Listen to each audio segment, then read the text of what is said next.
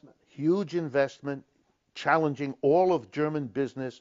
It's, by the way, an interesting lesson to the United States that if you build a political movement, which was done partly by the Green Party, partly by the Socialist and Linke parties in Germany, and of course by the Fukushima disaster, which frightened the German people on a scale it's hard to overstate. You put all those together, you had a political movement. The Green Party surged in votes against Mrs. Merkel. She really had no choice. And suddenly, when the political will was there, the thing that all the businesses had said was inconceivable turned out not only to be conceivable, but to be done, and done by the same politicians who said it couldn't be done. It's a lesson to everybody about what is and is not a manageable, possible change of direction on something as fundamental as nuclear energy and the basis for the electricity without which the German economic machine could not last 10 minutes. The trickle down never happened.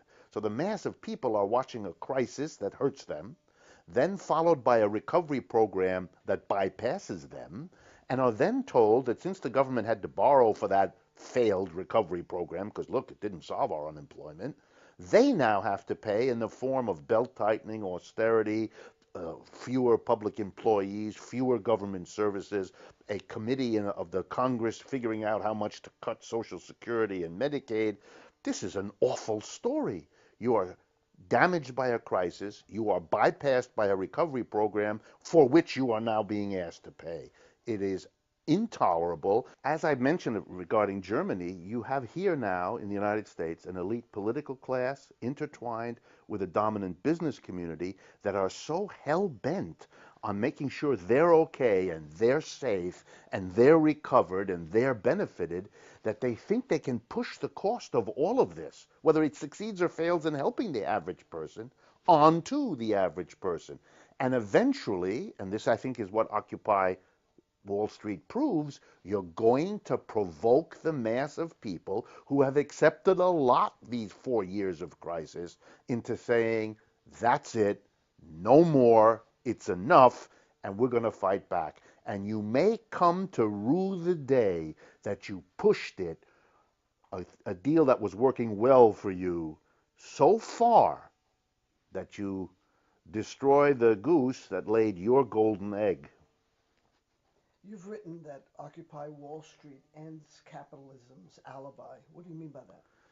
I think what it tries to suggest, Occupy Wall Street, is that something that has been used as the justification for American capitalism almost since the birth of our nation has been the slogan, capitalism delivers the goods. So yes, rich people are much better off than average Americans. Yes, there are outrageous behavior by those at the super rich with their mansions and all of that. But nonetheless, we are willing to kind of live with it because capitalism delivers the goods. Meant rising standard of living, that thing we call the American dream, available to people if they work hard, that kind of story.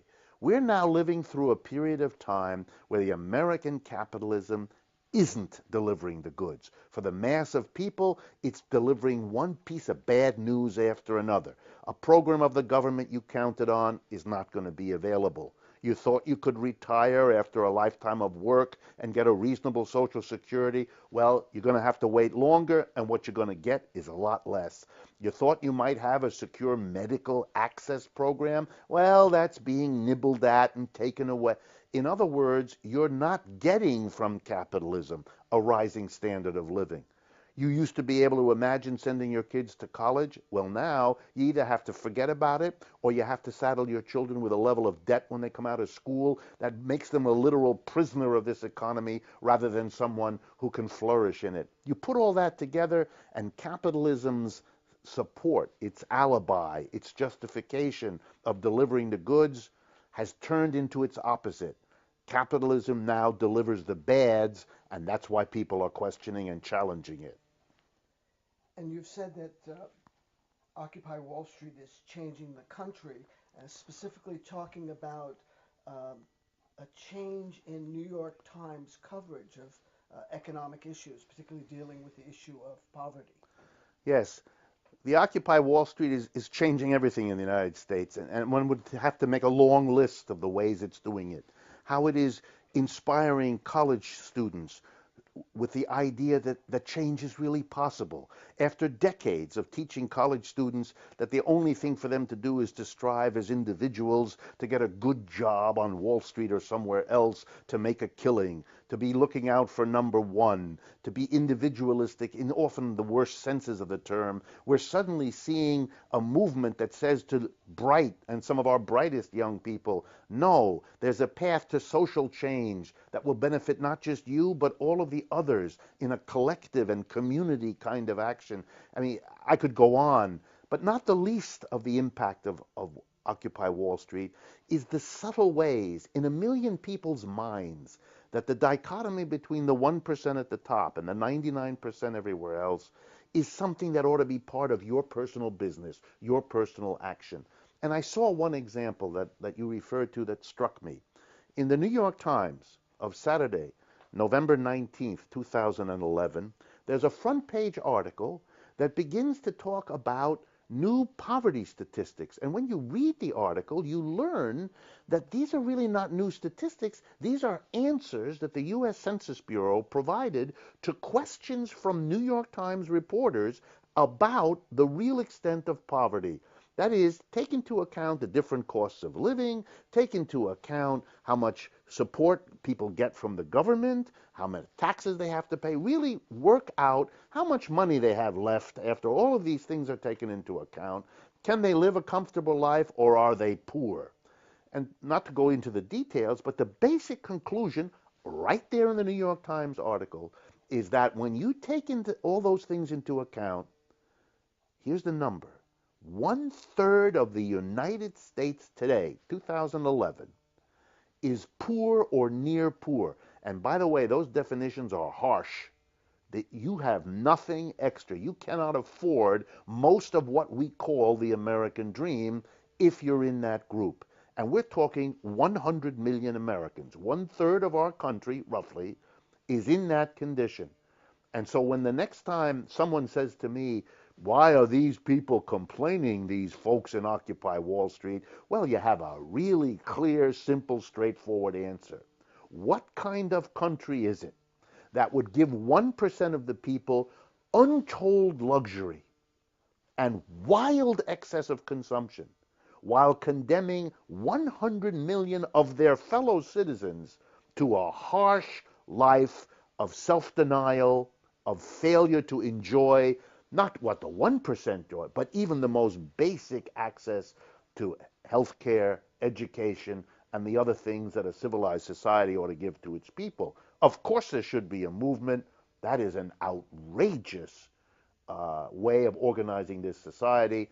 And my hat is off to the New York Times, who I criticize often, for at least having the courage to take an idea I think they got from Occupy Wall Street and take it a few steps further and do some of the research Occupy Wall Street inspires and that Occupy Wall Street is clearly a response to.